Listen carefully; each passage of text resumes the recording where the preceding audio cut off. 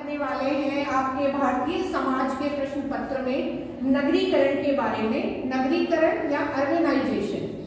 अभी तक हमने जो बात की है वह गांवों और नगरों के बारे में चर्चा की है इससे पहले वाले वीडियो में। अब हम यह देखते हैं कि एक ग्रामीण समुदाय में किस तरह से नगरीय जीवन की विशेषताएं प्रवेश करती हैं।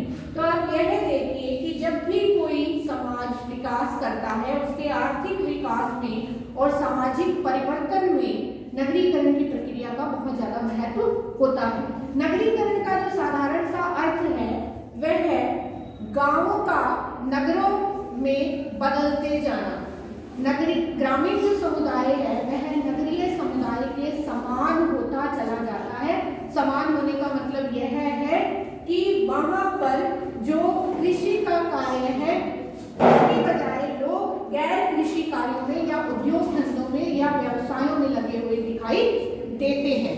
और साथ ही साथ हम यह देखते हैं कि यहाँ पर नगरीय संस्कृति का प्रवेश हो जाता है। नगरीय संस्कृति से जैसा कि हम अच्छी तरह से समझते हैं, नगरीय संस्कृति के अंतर्गत व्यक्तिवादिता हावी रहती है। संबंध जो है वो बहुत ज्यादा औपचारिक होते हैं जो हम ग्रामीण संस्कृति में नहीं देखते। ग्रामीण संस्कृति सरल होती है, लोग एक दूसरे के साथ जुड़े हुए होते हैं, सहयोग की भावना जो है या एक दूसरे की मदद करने की भावना अधिक रहती है और वहां पर प्राथमिक समूहों की प्रधानता रहती है। लेकिन अगर हम नगरीय संस्कृति को देखते हैं तो यहाँ पर विविध समूह और व्यक्तिवादिता, व्यक्तिवादिता का मतलब व्यक्ति अपने हितों के बारे में पहले सोचता है, दूसरे के हितों के बारे में बाद में बात करता है। और आप यह भी देखते हैं कि ग्रामीण संस्कृति के अंतर्गत एक तरह की समानता पाई जाती है। वहां की जीवन शैली में वहां का जो वे ऑफ लाइफ है वो एक जैसा है क्योंकि वहां पर विविधता ज्यादा नहीं है और नगरीय संस्कृति में बहुत सारी विविधता पाई जाती है। व्यवसाय की विविधता तो हम देखते हैं, मान लीजिए हम एक कपड़े का मार्केट भी लेते हैं तो उस मार्केट में हमें तरह तरह की दुकानें और तरह तरह की पोशाकें जो है वो दिखाई देती हैं। और ग्रामीण इलाके में अगर हम कोई इस तरह के एग्जाम्पल की तुलना करते हैं तो हमें बहुत छोटा सा मार्केट दिखाई देता है और इतने सारे प्रोडक्ट भी दिखाई नहीं देते हैं। तो नगरीय संस्कृति का फैलाव जो है वो नगरीकरण कहलाता है। ग्रामीण क्षेत्र का नगरीय क्षेत्र में बदलते हुए जाना या नगरों का जो फैलाव है, नगर जो अगर इस सीमा तक है और वो आगे बढ़ते चले जाते हैं तो इसको हम क्या कहते हैं, नगरीकरण की प्रक्रिया कहते हैं। और प्रक्रिया का क्या अर्थ होता है?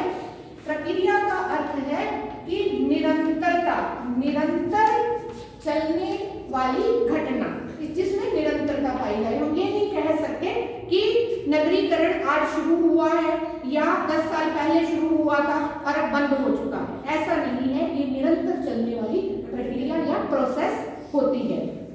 अब आप ये देखिए ऐसे कौन कौन से कारक हैं जिन्होंने नगरीकरण को बढ़ावा दिया, नगरीकरण को प्रोत्साहित किया या नगरों के बढ़ने में योगदान दिया।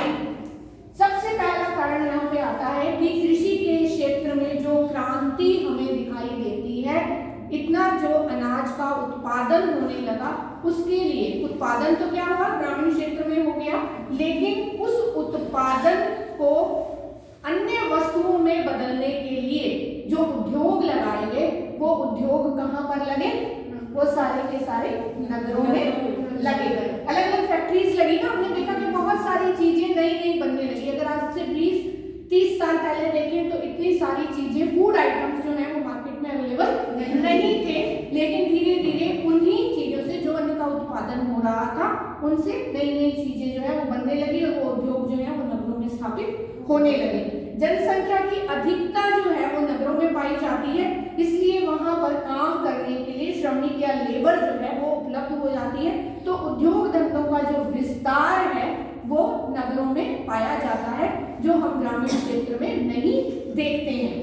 अब आप ये देखिए कि अलग अलग तरह के व्यापार और व्यवसाय जो है वो भी नगरों के अंदर पाए जाते हैं और जो भौगोलिक पर्यावरण है इन व्यापारों के लिए या उद्योग धंधों के लिए उनकी अनुकूलता वो भी हमें नगरों में देखने को मिलती है, क्योंकि नगरों में, उसका कारण क्या है, यातायात और संचार के साधन जो है वो तेजी से मिल जाते हैं। अगर हमें किसी ग्रामीण इलाके तक पहुंचना है तो हमें उतनी ही यातायात की असुविधा होती है, और अगर किसी महानगर तक पहुंचना है तो हमें वहां पर हवाई यात्रा भी मिल जाएगी, रेल यात्रा भी मिल जाएगी, बस यात्रा भी मिल जाएगी, तो ये यातायात के साधन हमें मिल जाते हैं। सेम इसी तरह हम कम्युनिकेशन के मेथड्स को देखते हैं। आप देखिए ग्रामीण क्षेत्रों में हमारे पास जो है वो इंटरनेट की फैसिलिटी उतनी नहीं होती, जल्दी से कम्युनिकेशन जो है वो नहीं हो पाता है, और शहरी या नगरीय क्षेत्रों में यह हमें मिल जाता है।